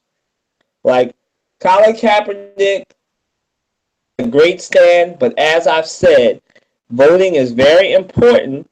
I don't care what anybody says. Yes, I know Donald Trump got in. A lot of you will rightfully point out that, you know, Hillary got more popular votes. She should be in, but he got more electoral college. We could get into the nuance of that in another podcast. As you can see, a lot of us are very, very conscious when it comes to this stuff. I'm not trying to have an electoral college should be abolished discussion, because then this podcast will go on all night. So if you want that, we can talk about that later. This is why we're called the Crossover Podcast, because we all have multiple interests. And if you want a crossover podcast, politics, we'll talk about that. But right now, this is about the sport and Colin Kaepernick. I love everything he's doing for the black community in San Francisco, everything he's done to bring attention to these issues, but it's a little bit suspect when you don't vote, because you have a chance with your one vote to get somebody in office that'll care about criminal justice reform. A lot of you don't know, since we're on this topic anyway, and we're talking about criminal justice, some of you might have seen that when Donald Trump got in, the economy took a nosedive. But some of you have also noticed that since then, the economy has experienced record gains. You want to know why there's record gains? See, most people don't know this, but the private prison industry, the stocks went up in private prisons because Donald Trump is getting in office, and Donald Trump is a private industry person, which means he's more likely to bring back the private prison contract back to the federal government that Obama said, nah, we ain't doing federal prison. We ain't doing private prisons no more as the federal government. That's why the economy is back up in record numbers, because people, foreign and domestic, are seeing this and saying, Donald Trump is coming back. He says he wants to be the law and order candidate. He's been endorsed by the FOP. And it seems like he's going to bring law and order back and lock up criminals. So private prisons are up. All three, NASDAQ, Dow, and the other one, they all trade private prison stock. And that's why they all are experiencing record growth. Now, I don't want y'all to get confused and say, well, the economy's back up. That means Donald Trump. That means that everybody's good with a Donald Trump presidency. No, this is just on the strength, this week, on the strength of the private prison industry saying, well, Donald Trump's the law and order candidate. That means we're going to have more prison contracts from the government because these prisons got to go somewhere. So, that's what it is. And like I said before, I don't really have any much more to add to this when it comes to Colin Kaepernick. I don't usually agree with Stephen A. Smith, but in this I have to. And I'll say this to anybody, whether you're Colin Kaepernick or you're a lower athlete or you're somebody right next door to me, if you do not vote, you don't deserve the right to complain. Yes, you have your freedom of speech, but you cannot complain because your one vote could have changed something. No, like as Rob pointed out, it may not have changed the presidential election, but it could have changed who your senator is. Take Pennsylvania, for example. Pennsylvania had a very tough race between Katie McGinty and Pat Toomey. Pat Toomey won won another year as a senator, another 2 years as a Pennsylvania senator, because more people came out and voted for him in record numbers because they voted for Trump. And so a lot of Republicans won races down ballot. So he was able to get his seat back. Now he only got his seat back by 2 percentage points. So he beat Katie McGinty 49% to 47%. And I did the math. I think Katie McGinty lost by 150, 100 and some thousand votes. So you just imagine if 100,000 people or whatever in Pennsylvania would have said, yeah, I want to vote for her. That's the difference. So like it's very difficult. It's very difficult to say. As I said, I can talk to you more about this. We can have a crossover podcast, politics, later on. Trey, if you want to add anything, we can move on. We can move on to our last topic and wrap this up. So you go ahead if you want to add anything on to what I just said. You want to talk more about the crossover podcast, politics? I'm gonna turn it over to you. You go right. No, I think we can go ahead and move on to this next topic. I mean, politics and sports are definitely interrelated, especially nowadays when everybody has a cell phone and can record things, during a game, and just the way the media is really in the face of these athletes. Athletes have a venue in the media to express their political opinion. So politics and sports are very interconnected. But I think we can get on to that next topic.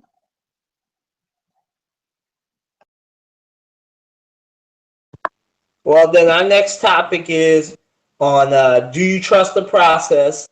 We talked about this a little bit. I'm a little bit upset that Rob had his technical difficulties or whatever happened to him. We're going to talk on do you trust the process? So, Trey, do you trust the process? Go ahead. I'm going to let you start. Well, as a Heat fan, no, I'm just joking. For the Sixers, I yes and no. Like I said earlier, I'm excited about what the Sixers will do. They have a lot of pieces that they can trade and move around to get more draft picks. They've got a ton of draft picks. They might even be able to get, I believe, with the pick that they have in the Lakers, is unprotected. So that could potentially be, a second or third pick in the draft. So they can do a lot of things within the next year and a half, maybe 2 years, to really build a team that can win a championship.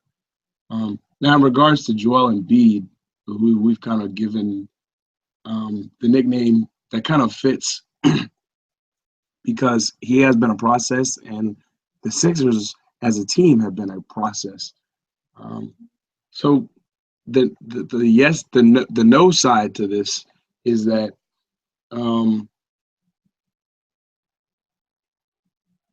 the Sixers are in a position where things could go really well, and Joel Embiid could turn out to be the guy who we've seen for the their first 10 games or so.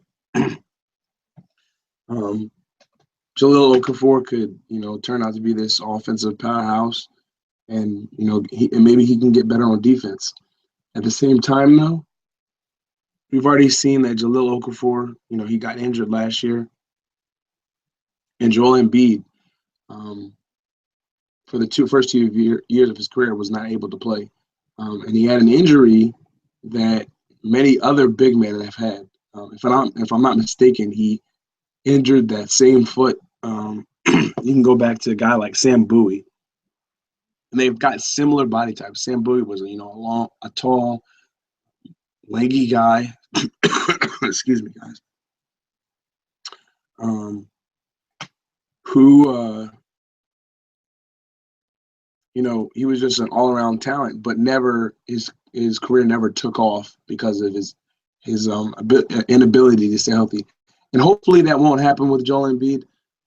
So that I guess that's my pessimistic, cynical side. So do I trust the process? Yes and no. That's my opinion. I'm sure that you probably trust the process, Kylan. But I'll leave that up to you.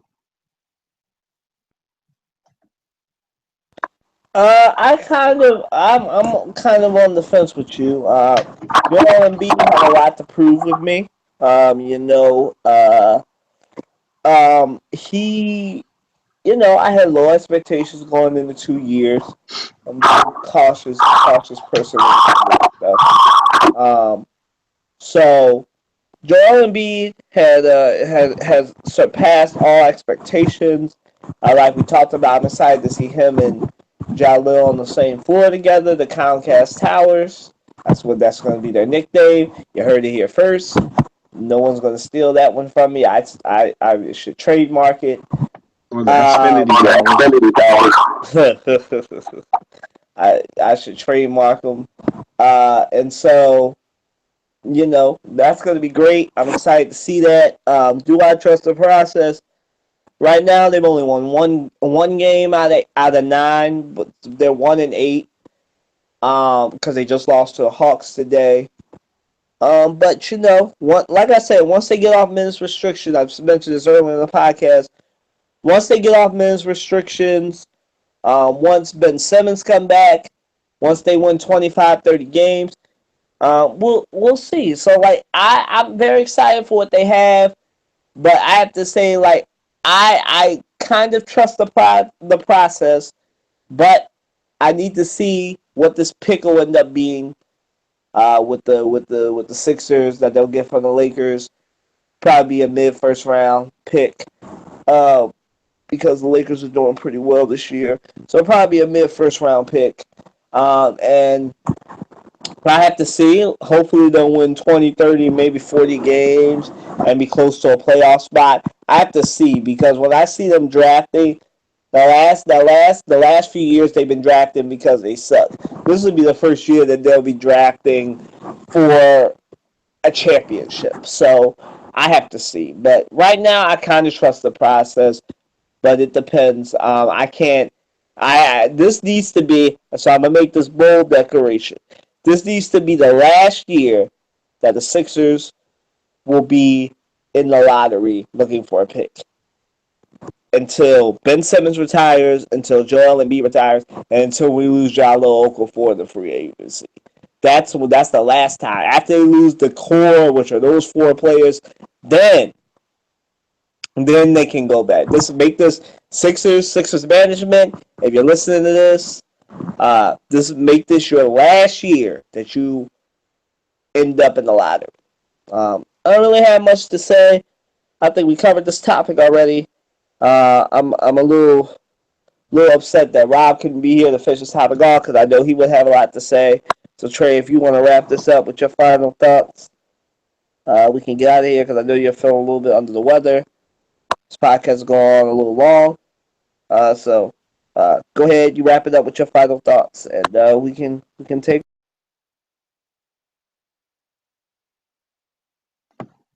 Well, yeah. All in all, I think that we can look forward to, as long as these players can stay healthy, that they've, or really that Sam Hinkie has gotten, because a lot of the guys like Gerald Henderson and Jared Bayless, Ersan Ilyasova, those are not really Hinkie guys, but they're definitely pieces that they can use in the future. So yeah, like I said, I trust the process, but I don't trust the process. And I think that's because it's a little bit too early to say. And once, like you said, minute restrictions are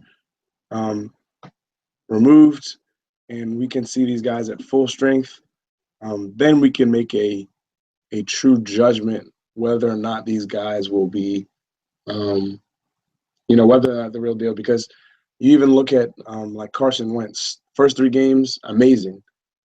last couple of games, and you can blame it on receivers or whatever, but his level of production has definitely gone down. So will that happen with Jahlil Okafor and Joel Embiid? I don't know, and it's too early really to say until this whole process has gotten further along. So that's all in all, that's what I think. All right, guys. Thank you once again for listening. Thank you for hanging out with us. We definitely are gonna try and get more. Lord willing, there'll be more people next week. We're doing, as you can see, we can still hold it down with 3 people. Trey and I talk enough for the floor for to be 5 people. But I thank you guys for listening. Continue to stay with us. Like, we want to make this a huge thing, the Crossover Podcast. We're a couple of guys and girls that really love sports, and we really want to see it flourish. Want to see this channel flourish, and everything else. I really do have some people that are down to talk about sports, down to talk about politics. Hopefully, we'll be able to have a full cast. So definitely hit us up. Like I said, at Colin W. Watson, that's my Twitter. So if you listen to this, you want to hit me up on that. Talk more about sports topics. You want us to talk hockey, whatever you want us to talk about. Like, this could be your thing. If you're down for that politics podcast, while it's still fresh in your mind, you feel like you want to talk Trump, you want to talk Hillary, you want to talk Bernie and talk about what's wrong with the establishment, blah, blah, blah. You want to talk about all that stuff that you just need to get off your chest because the people ain't work. The people ain't work. The people at work aren't as politically conscious as you. Then definitely talk to us about that. Thank you again. Thanks to Trey, CT3. Thanks to Rob for coming by. There's definitely going to be, believe us when we tell you that there are more people than just working and doing other things and other obligations the last 2 weeks. But we'll have a full cast very soon. Wish CT3 and / Trey get well soon as well. Like he says, a little bit under the weather. Thank you guys so much. Enjoy the rest of your weekend. Stay encouraged. Despite what's going on, whether it be with Trump or whatever's going on in your lives, just know it does get better. I'm gonna toss it over to you, Trey, for your final. Yeah, guys, whoever's watching, even if nobody's listening, hopefully, yeah, we can make this something bigger like Kyle was talking about. There's a number of other people who have expressed interest in doing this, who, either know something about sports, have a great interest in sports or politics or whatever. So hopefully we can make this bigger. And I know Kylan is, trying to move his way up in the ranks of journalism. And this is kind of one thing that he's doing to do that. So, as this moves along, I hope that it grows, and I'm glad to be a part of it. So thank you guys for listening. And I guess we can send it back over to Kyle, and he can just sign off, and we'll be out of here.